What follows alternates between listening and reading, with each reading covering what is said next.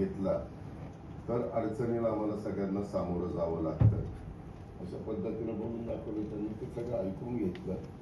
ते म्हणजे बाकीच्या बाबतीमध्ये NCDCच्या मार्फत त्यांनी देशामध्ये साधारण टेंटेटिव्ह त्यांच्या डोक्यामध्ये 15 कारखाने सहकारी म्हणजे निवडायचं विचार आहे. आणि त्याच्यातले 7 ते 8 कारखाने म्हणजे महाराष्ट्रातले तुम्ही नावं द्या, परंतु कारखान्यांची बॅलन्स शीट चांगली असली पाहिजे. जे कारखाने आर्थिक थोडेसे सक्षम, आर्थिक शिस्त पाळणारे असे असतील तर मी त्यांना NCDC मधनं अलीकडच्या काळामध्ये आता इथं ठोंबरे बसलेले किंवा इतर अनेक मान्यवर बसलेले CPDCचा प्लांट असेल आणि किंवा आता आधीच्या वेगवेगळ्या मान्यवरांनी बोलत असताना प्रेझेंटेशन ज्यावेळेस दिलं त्यावेळेस त्यांनी सांगितलं की बाबा तुम्ही असं केलं तर बगॅसचा भाव काय, नंतर त्याच्यावर काही गोष्टी केल्या तर त्याचा भाव कसा वाढतो, बोनसेसच्या संदर्भात सांगितलं, सगळ्या गोष्टी त्यांनी सांगितल्या. आणि त्या सगळ्याला लागतं भांडवल. तर ते म्हणजे मी भांडवल त्याच्यामध्ये देतो. मला एकदा देशातल्या लोकांना दाखवायचं की बाबा अशा पद्धतीनं तुम्ही केलं तर तुमचा प्रॉफिट होतो. प्रायव्हेट लेवलने कसे का होईना बँकेमध्ये जातात, काही करतात आणि त्याच्यातनं नवीन नवीन गोष्टी करून ते स्वतःचाही फायदा करण्याचा प्रयत्न करतात. त्यांना ऊस पाणी असतो म्हणून शेतकऱ्यांना पण भाव देण्याचा प्रयत्न करतात. तर त्याबद्दल त्यांनी सुतोवाच केलेला आहे. मी पण त्यांना सांगितलं की आम्ही तुम्हाला चांगले जे काही कारखाने आहेत त्याच्यामध्ये कुठलाही राजकीय दृष्टिकोन मनामध्ये न ठेवता साधारण बॅलन्स शीट बघितल्यानंतर तर इथं नवीन आमची साखर आयुक्त पण आलेले होते, तर त्यांच्यावर आम्ही ती जबाबदारी टाकलेली आहे साखर आयुक्तालयाची. त्यांना पण सांगून आपण त्याच्यातनं कसं पुढं जायचं ते करू.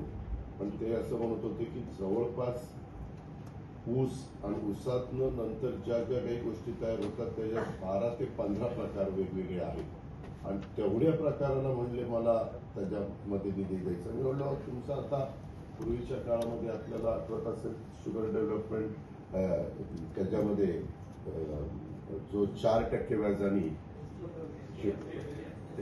तो होता, म्हणलं त्यावेळेस त्याला कारखाने आमचे पुढे यायचे तेव्हा काही सवलती पण होत्या, संपत कमिटीचा बेनिफिट वगैरे वगैरे अशा बऱ्याच गोष्टी होत्या.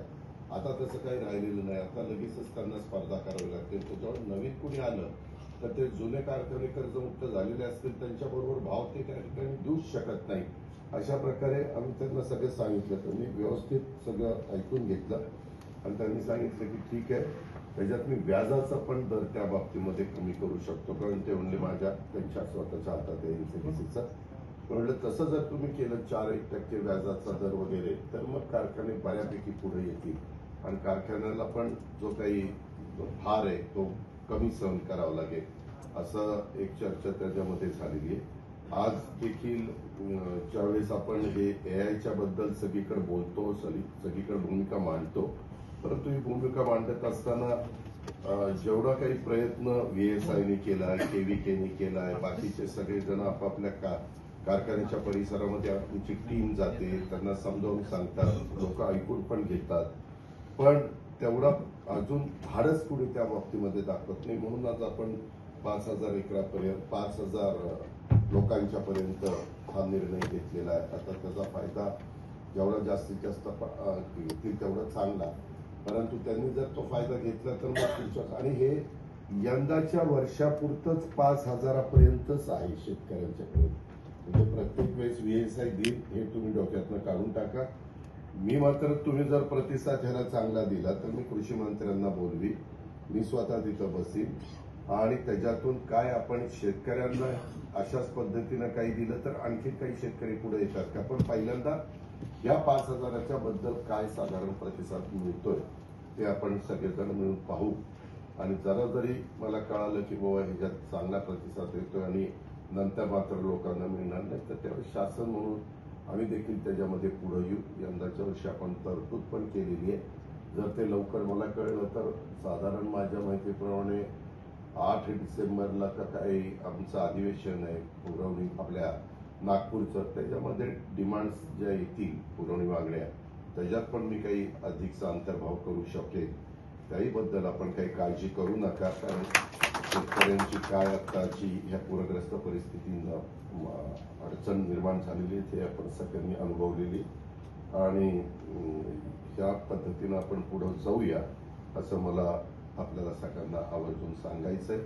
पण आता कुठंतरी आपण धाडस दाखवलं पाहिजे, लागवड केली पाहिजे. माझ्या माहितीप्रमाणे माझी स्वतःची 65 एकर लागवड मी केली. 5-6 एकर किती राहिले आता 8 एकर माझी राहिली. मी 70 एकर यंदा करणार होतो. तर माझे 65 एकर माझ्या माहितीप्रमाणे झालेली आहे आणि 100% प्रोग्रेसर आपण काम करताना 100% त्यांच्यामध्ये अशा कारण उद्याच्याला मी सांगायला लागलो की तुम्ही म्हणाला तू किती केलं रे तर उगीच आपली पंचायत नको म्हणून आपण केलं.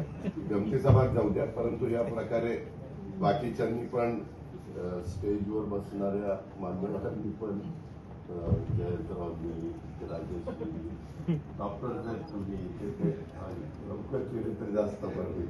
म्हणजे मग लोकांनाही वाटेल नाही हे करतात त्यावेळेस मग आपण पण केलं पाहिजे. पण तुम्हीच लोक करत नाही तर लोक करणं कसं सांगायचं.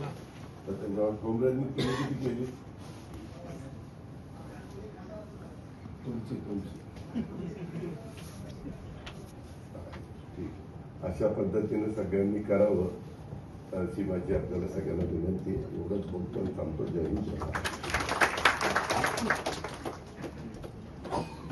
आदरणीय पवार साहेबांचे व्यासपीठावरील सर्व गव्हर्निंग काउन्सिल मेंबर्सचे आणि सर्व चेअरमन आणि सर्व कारखान्यांचे अधिकारी यांचे मनपूर्वक आभार मानतो आणि सभा संपली असं जाहीर करतो. एबीपी माझा, उघडा डोळे बघा नीट.